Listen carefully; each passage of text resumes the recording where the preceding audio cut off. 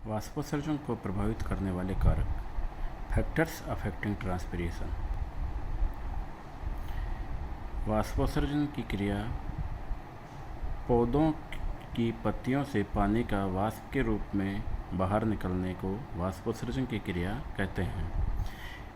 वाष्पोत्सर्जन को प्रभावित करने वाले कारकों को दो भागों में बांटते हैं: बाह्य कारक एक्सटर्नल फैक्टर्स और आंतरिक कारक इंटरनल फैक्टर्स। बाह्य कारक वायुमंडल और मिट्टी में उपस्थित जो कारक होते हैं उनको बाह्य कारक कहते हैं, और मुख्य बाह्य कारक वायुमंडलीय आर्द्रता, तापमान, वायु, प्रकाश, वायुमंडलीय दाब मुख्य बाह्य कारक हैं ये।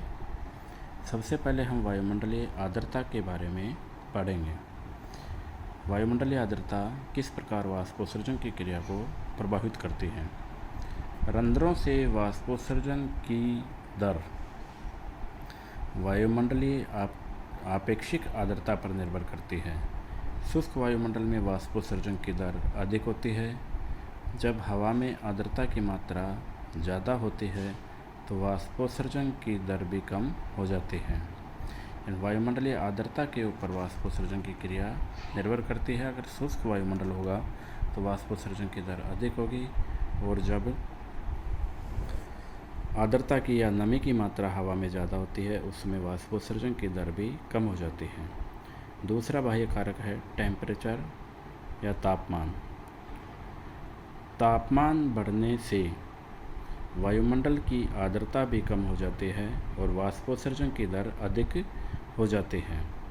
अत्यधिक कम व अधिक तापमान का वाष्पोत्सर्जन पर प्रभाव स्पष्ट रूप से दिखाई देता है। अगर तापमान कम होगा तो वायुमंडल में आर्द्रता भी ज़्यादा होगी और वाष्पोत्सर्जन की मात्रा कम होगी, और अगर वायुमंडल का तापमान अधिक होगा तो वायुमंडल में उपस्थित आर्द्रता की मात्रा भी कम हो जाती है और वाष्पोत्सर्जन की दर अधिक हो जाती है। तापमान अलग अलग प्रकार से वाष्पोत्सर्जन की क्रिया को प्रभावित करता है। 0 डिग्री सेंटीग्रेड पर रंध्र बंद रहते हैं, परंतु जैसे जैसे तापमान 30 डिग्री पर पहुंचता है तो रंध्र खुल जाते हैं। ऊंचे तापमान पर वातावरण की आपेक्षिक आर्द्रता कम होने से वाष्पोत्सर्जन की दर बढ़ने लगती है। अत्यधिक ऊंचे तापमान जैसे 45 डिग्री पर रंध्र पूर्णतः या आंशिक रूप से बंद हो जाते हैं। ऐसा दोपहर के समय होता है, अतः इसे मध्याह्निक निमीलिक मिड डे क्लोजर भी कहते हैं। क्योंकि दोपहर के समय तापमान अधिक हो जाता है तो उस समय रंध्र बंद हो जाते हैं। दोपहर के समय वाष्पोत्सर्जन की दर जड़ों द्वारा जल अवशोषण से बहुत अधिक होती है, जिसके परिणामस्वरूप पत्तियों में जल की मात्रा कम हो जाती है और रंध्र बंद हो जाते हैं। हीट एवं सहयोगियों हीट नामक वैज्ञानिक और उनके सहयोगियों के अनुसार दोपहर में तापमान बढ़ने पर कोशिकीय शोषण की दर बढ़ जाती है और शोषण में मुक्त हुई कार्बन डाइऑक्साइड का प्रकाश संश्लेषण में उपयोग नहीं हो पाता है। इसके फलस्वरूप पत्ती के अंतरकोशिकीय अवकाशों में कार्बन डाइऑक्साइड की मात्रा बढ़ जाती है, जो रंध्रों को बंद करने के लिए उत्प्रेरित करती है। नंबर 3 कारक है वायु। तीसरा बाह्य कारक वायु या विंड।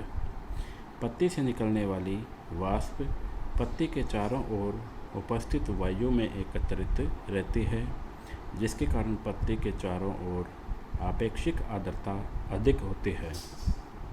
इसके परिणाम स्वरूप बाह्य वायुमंडल और पत्ती के अंदर के वातावरण के बीच वाष्प दाब प्रवणता कम होती है और वाष्पोत्सर्जन कम होता है। परंतु वायु के तेज प्रवाह से पत्ती के आसपास की नम वायु हट जाती है और शुष्क वायु उसके संपर्क में आती रहती है, जिसके फलस्वरूप तेज हवा में वाष्पोत्सर्जन अधिक होता है। अर्थात वायु की गति भी वाष्पोत्सर्जन की क्रिया को प्रभावित करती है।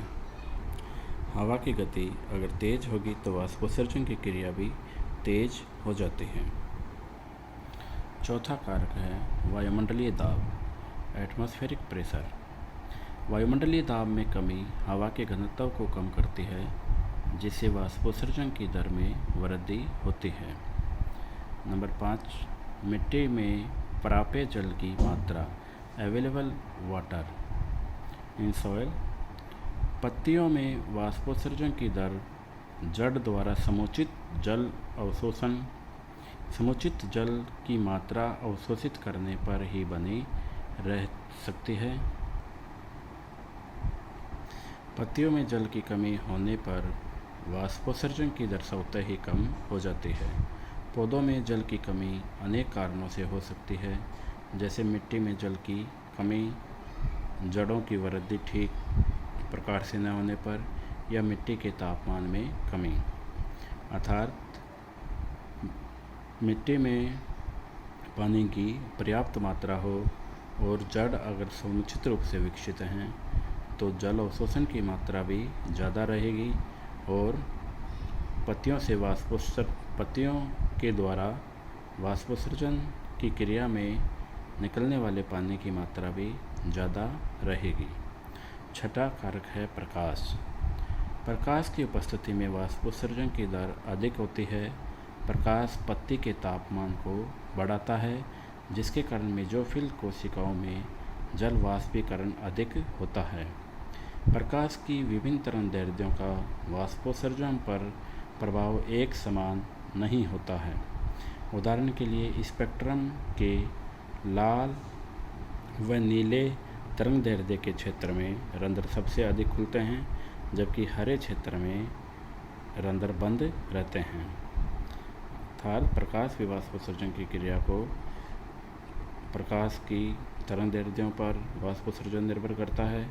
इसके अतिरिक्त अगर प्रकाश ज़्यादा मात्रा में उपस्थित है तो वो क्रिया भी वाष्पोत्सर्जन की क्रिया को अधिक प्रभावित करती है। धन्यवाद।